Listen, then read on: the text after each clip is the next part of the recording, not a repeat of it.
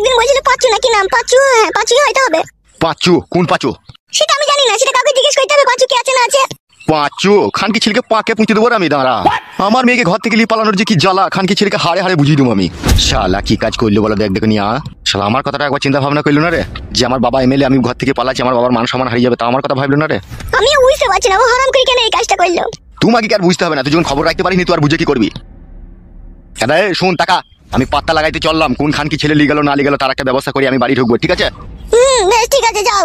বাংমারানি কেলাচুরি মাগিরা খেচ্ছের বাড়িতে সুচি গাঁড় আলগা করি, কে কোথায় গেছি কে কি করছে না করছে কোনো খোঁজ খবর রাখছি না। আমি চললাম, ফিরতে রাইতে হবে, ভালোভাবে সাবধানে থাকবি বাড়িতে। বেশ ঠিক আছে যাও।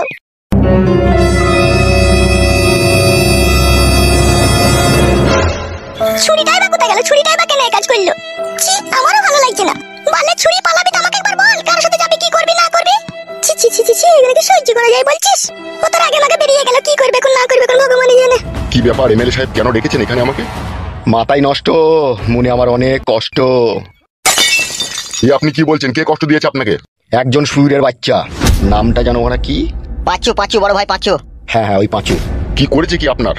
আমার সৌন্দর্য ফুলের মতো মেয়েকে ঘরের ভিতর থেকে ভুলিয়ে ফাঁসিয়ে বাই করে নিয়ে গিয়েছে। কি বলছেন এসব? ঠিকই বলছি আমি। ছেলেটার নাম কি বললেন? পাঁচু? হ্যাঁ বিক্রম বাবু, পাঁচু। ওইসব চিন্তা ভাবনা করার কোনো প্রয়োজন নেই, আমার মেয়েকে সহি সালামত আমি দেখতে চাই, আর ওই সুরের বাচ্চাকে 7.5 মাটির তলায় দেখতে চাই আমি। এসব কি বলছেন? আমি একজন পুলিশ অফিসার হয়ে আমি মার্ডার করব? শুনেন ওসি সাহেব, আইনের চোখ কালো কাপড় দিয়ে বন্ধ করা থাকে, তা শুধু গরিব অসহায় নর্মাল ব্যক্তিদের জন্য, যে আইন সবারই জন্য সমান। কিন্তু আইন সবার জন্য সমান নয়, আমার কাছে পাওয়ার আছে, আমার কাছে টাকা আছে, আমার জন্য আমার আইন আমার কাছে পার্সোনাল, তাই আমি যা বলবো তাই করতে হবে। আপনি শুধু কত টাকা চান সেটা বলুন ওকে মাটির তলায় পোঁতার জন্য।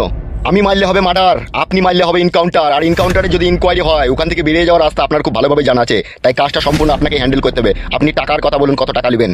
ঠিক আছে ঠিক আছে, আপনি উত্তেজিত হবেন না, সে আমার লোক আছে, আমি ব্যবস্থা করছি। আমি ওই সুরের বাচ্চা পাঁচুর লাশ দেখতে চাই মাটির তলায়। কোনো চাপ নাই, কোনো চাপ নাই, আপনি দেখতে পাবেন। যেই ছেলেটা আপনার মেয়েকে বাড়ি থেকে বাই করে নিয়ে গেছে তার কি ঠিকানা পত্র জানা আছে? হ্যাঁ হ্যাঁ ওসি সাহেব, আমি তার বাড়ি চিনি। তাহলে তো খুব ভালো কথা। আরে ওসি সাহেব শুনেন, ছেলেটার বাড়ি ঘর নিয়ে আপনাকে চিন্তা করতে হবে না, আমার লোক যাবে আপনাকে দূর থেকে বাড়িটা দেখিয়ে দিবে, তারপরে খেলাটা আপনি খেলবেন। ঠিক আছে ঠিক আছে। নেন ধরুন টাকাটা, এখানে 1,80,000 টাকা আছে। আর শুনুন ওসি সাহেব, এখন আমি 2 লাখ দিতে রাজি আছি, ওই ছোড়ার লাশ আমি দেখতে চাই। একদম আপনি উত্তেজিত হবেন না, 2 নম্বরই ঘুষের টাকা খেয়ে আপনি দেখতে পাচ্ছেন না আমার মাথায় একটাও চুল নাই। এই চুল ওঠার কারণ হচ্ছে আমি হারাম খেয়েছি সেই জন্য, তাই আপনি এই বিষয়টা নিয়ে একটাও ভাববেন না, ঠিক আছে? আমার লোক আছে, আমার লোক দিয়ে ওকে মার্ডার করে দেবো আমি। সে আপনি যা ভালো বুঝবেন তাই করবেন, আমি ওর লাশ দেখতে চাই। ঠিক আছে কোনো চাপ নেই। আর এই যে কালো বাবু। হ্যাঁ বলুন স্যার। বলছি একবার আমাদের সাথে চলো তো, হে দূর থেকে বাড়িটা দেখিয়ে দেবা। হ্যাঁ চলেন দেখিয়ে দেবো আমি। কালুয়া তুই বাড়িটা দেখিয়ে দিয়ে তুই একবার ক্লাব ঘরে চলে আসবি, ঠিক আছে? ঠিক আছে বড় ভাই, ঠিক আছে। তাহলে ওসি সাহেব আপনি যান, ও বাড়ি দেখিয়ে দিবে। আচ্ছা আচ্ছা ঠিক আছে ঠিক আছে, আপনি টেনশন করবেন না। আসেন স্যার আসেন। হ্যাঁ হ্যাঁ চলো।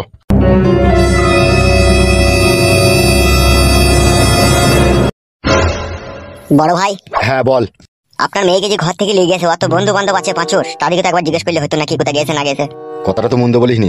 আপনার মেয়েকে ঘর থেকে নিয়ে পালিয়ে যাওয়ার হিম্মত যে ছেলের হবে না, নিশ্চয়ই এর মাঝে কোনো গুড় মধু আছে, কেউ হয়তো সাহস দিয়েছে। কি বলছিস এসব তুই? ঠিকই বলছি, এই বিষয়টা আমাদের একটু ভাবা দরকার। অফিসার আগে কি করে আগে দেখ, তারপরে সব ভাববো। ঠিক আছে বড় ভাই, ক্লাবে চলো। হ্যাঁ চো হাঁট।